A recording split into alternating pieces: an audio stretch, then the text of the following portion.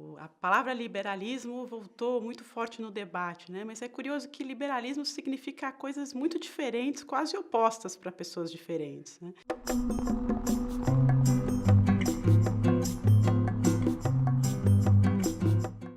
Então, nos Estados Unidos, o liberal é um político de esquerda. Na Alemanha, na França, é um político de centro-direita, né? Nos países, em alguns meios mais religiosos, é quase um sinônimo de heresia. E aqui no Brasil a gente usa esse conceito mais inglês, que tem a ver com pouca interferência do governo na economia, né? Então, o que que é exatamente liberalismo?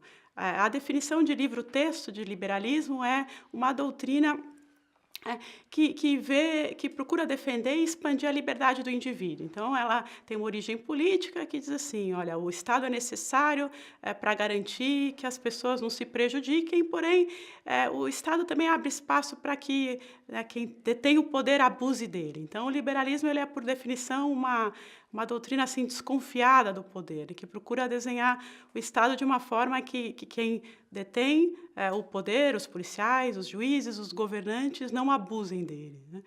Então, apesar desse foco do liberalismo na ideia de liberdade, liberdade é um conceito meio que mal definido, né? Então, liberdade é você não ser constrangido, mas o que te constrange, né? É o outro, é a lei, ou será que é a doença, a pobreza, a discriminação? Então, dependendo de como as pessoas entendem essa liberdade, elas desenham uma forma de liberalismo que às vezes pode ser até contraditória em relação a outros liberais. Então, inicialmente, o liberalismo surgiu lá no século XVII, XVIII, numa luta contra o absolutismo, né, os reis que tinham um poder, né, absoluto no contexto lá da Revolução Francesa, da Revolução Gloriosa, e a ideia era garantir assim um Estado de Direito, de que e diminuir o espaço de abuso por parte dos governantes. Mas ao mesmo tempo que se queria essa liberdade política e religiosa, também o liberalismo surgiu de uma luta econômica, né, contra o mercantilismo, que era um sistema econômico no qual o Estado procurava agir de forma a ampliar, né, a riqueza e o poder desse Estado. Então surgiu lá o Adam Smith defendendo que, além da liberdade política religiosa, devia haver também uma liberdade econômica, né, a liberdade de comprar barato e vender caro, né, de não dos negócios da classe média, né, da burguesia da época não serem constrangidos por regras arbitrárias. Então era a época dos grandes monopólios que eram dados pelo governo para companhias da Índias Ocidentais e assim por diante. Aí o tempo foi passando e, com o progresso, o conceito de liberdade também foi mudando. Então, lá no século XIX, por exemplo, essa ideia de que você tinha que constranger o poder do monarca era uma lição que já estava feita, né? E aí se começou a se preocupar com outras formas de liberdade. Então, por exemplo, com a liberdade de falar, de crescer, né, de estudar, de participar da vida política. Num segundo momento, também se questionou se é uma pessoa que tinha limitações como a pobreza, limitações de saúde, de discriminação, se elas realmente podiam exercer a sua cidadania.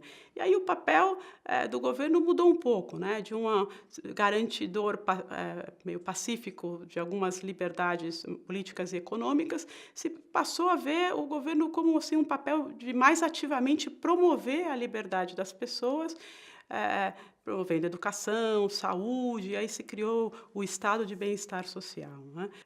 E mais recentemente ainda se acrescentou uma nova liberdade a essa agenda, que é a liberdade de se não sofrer discriminação, de poder seguir a sua vida de acordo com seus princípios, o estilo de vida que se escolher, né?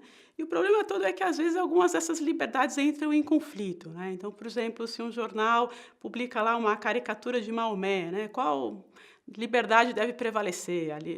Liberdade de expressão, né, ou a liberdade de um grupo, né, se autodeterminar e defender lá suas crenças?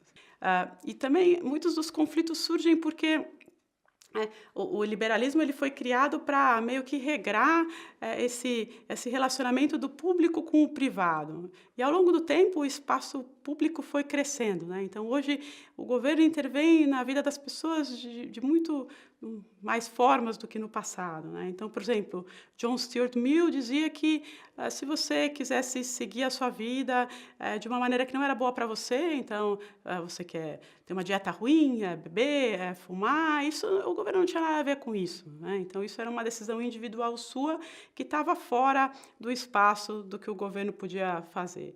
Atualmente, então, como isso fica se, né, se você viver uma vida não saudável e aí as consequências disso vão ser pagas por um sistema de saúde público, por exemplo, né. Então será que daí o governo tem o direito de intervir aí na sua, né, nas suas decisões? Então o que eu acho interessante, né, nesse debate que gera hoje muitas polêmicas e tudo, é identificar quais são, assim, alguns temas comuns que todas essas, vertentes do liberalismo têm, né. Então qual seria, assim, o mínimo necessário para que uma doutrina, possa se considerar um herdeiro, digamos, genuíno das ideias liberais, e o que está sendo, na verdade, mal compreendido e mal interpretado e que não tem, esse DNA, liberal, né. Então a primeira coisa é que o foco do liberalismo é com a garantia da liberdade, né, dessa de livrar as pessoas de restrições, assim, desnecessárias, para que elas possam tocar a sua vida da forma como elas preferem, né. E o liberalismo, ele acompanha isso com uma visão, assim, de racionalidade, né. O liberalismo, ele é um filho do iluminismo, então ele acredita que as pessoas são capazes de tomar decisões razoáveis, né, de se comportar, né, respeitosamente em relação aos outros. Então, o liberalismo ele acha que as pessoas não devem ser tuteladas, digamos assim, né, que elas têm a capacidade de agir, de uma forma racional.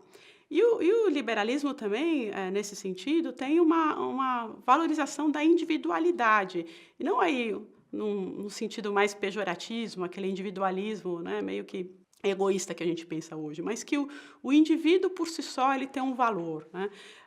Ao longo da história, por muito tempo, o indivíduo ele sempre foi, colocado sujeito ao grupo, né, ao clã, à religião, ao governante, né. Então, o liberalismo libertou um pouco, o indivíduo desse papel, né. Então agora o indivíduo tem valor por si mesmo, né. Algumas ideologias mais coletivistas, como o comunismo, o fascismo, elas viam o indivíduo como uma parte de uma engrenagem, né, um meio que pode ser usado para um fim maior, e no liberalismo não. Então cada indivíduo tem valor por si próprio, né. E por fim, né, o liberalismo ele tem essa ideia de progresso, né, ele acredita, entre aspas, no progresso, no sentido de que através do esforço, da tecnologia, da ciência, é possível melhorar ao longo do tempo a qualidade de vida das pessoas, né.